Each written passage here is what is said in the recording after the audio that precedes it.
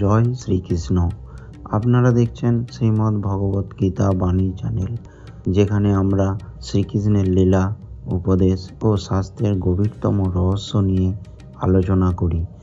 যদি আমাদের সঙ্গে শ্রীকৃষ্ণের এই শুভযাত্রায় থাকতে চান, তাহলে চ্যানেলটি সাবস্ক্রাইবার করুন এবং ভিডিওটি লাইক ও শেয়ার করুন।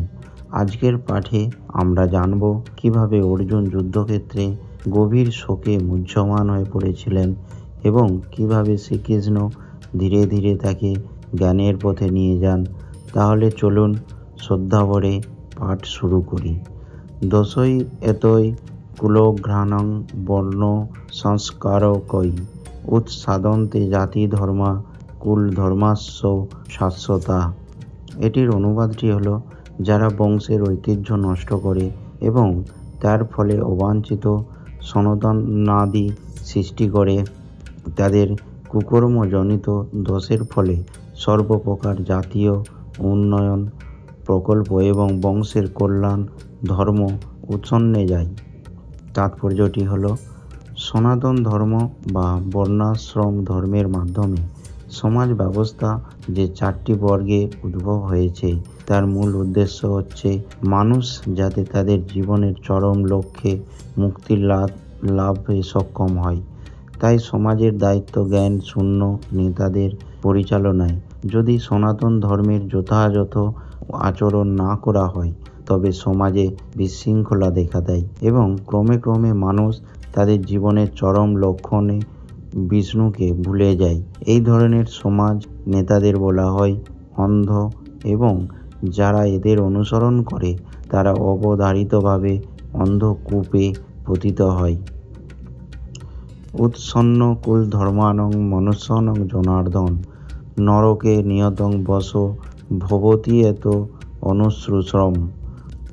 এটির অনুবাদটি হলো, হে জনার্দন, আমি পরম্পরাক্রমে শুনেছি যে যাদের কুলধর্ম বিনষ্ট হয়েছে তাদের নিয়ত নরকে বাস করতে হয়।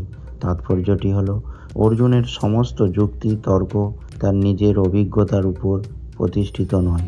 পক্ষান্তরে তিনি সাধু সন্ত আদি মহাজনদের কাছ থেকে আহরণ করা জ্ঞানের ভিত্তিতে এই সমস্ত যুক্তির অবতারণা করেছিলেন। প্রকৃত জ্ঞান উপলব্ধি করেছেন যে মানুষ তাকে তত্ত্বাবধানে এই জ্ঞানে শিক্ষালাভ না করলে এই জ্ঞান আহরণ করা যায় না। বর্ণাশ্রমে ধর্মের বিধি অনুসারে মানুষকে মৃত্যুর পূর্বে তার সমস্ত পাপ মোচনের জন্য কতকগুলি প্রায়শ্চিত্ত বিধি পালন করতে হয়। যে সব সময় পাপ কার্যে লিপ্ত থাকে জীবনে অতিবাহিত করেছে, তার পক্ষে এই বিধি অনুসরণ করে প্রায়শ্চিত্ত করাটা অবশ্য কর্তব্য।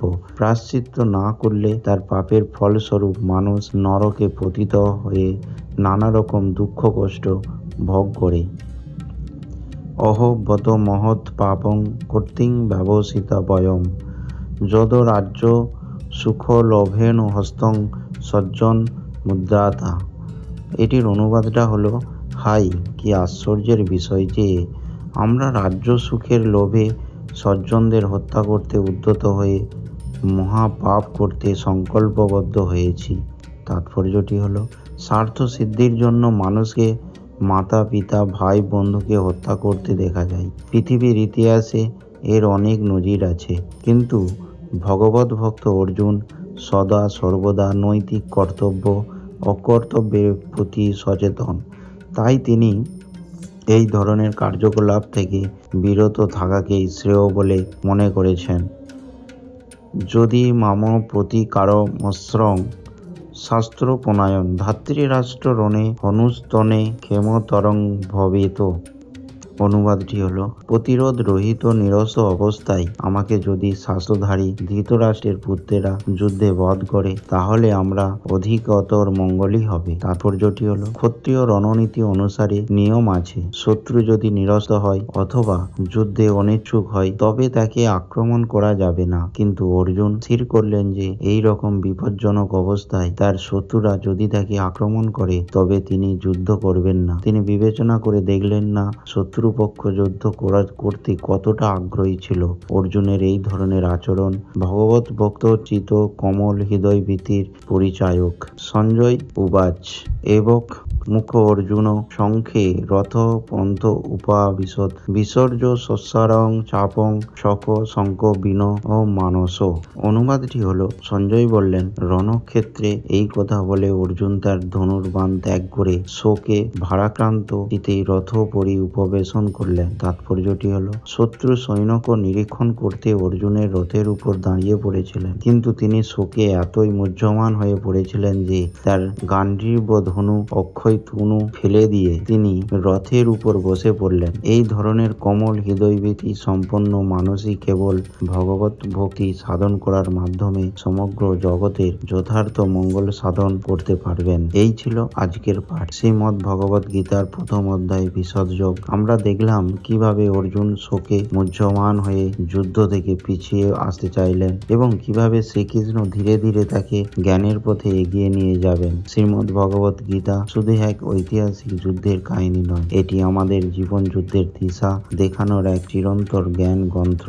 আপনারা যদি এই ভিডিওটি ভালো লাগে তাহলে লাইক করুন, কমেন্ট করে আপনাদের মতামত জানান এবং শেয়ার করুন, যাতে আরো মানুষ এই পবিত্র জ্ঞান লাভ করতে পারেন। আর নতুন নতুন শ্রীকৃষ্ণ কাহিনী ও গীতার পাঠ পেতে চ্যানেলটি সাবস্ক্রাইবার করতে ভুলবেন না। পরবর্তী পর্বে আমরা আরো গভীরে প্রবেশ করব গীতার জ্ঞানময় ভান্ডারে। ততক্ষণ পর্যন্ত ভগবান শ্রীকৃষ্ণের কৃপায় ভালো থাকুন, সুস্থ থাকুন। জয় শ্রীকৃষ্ণ।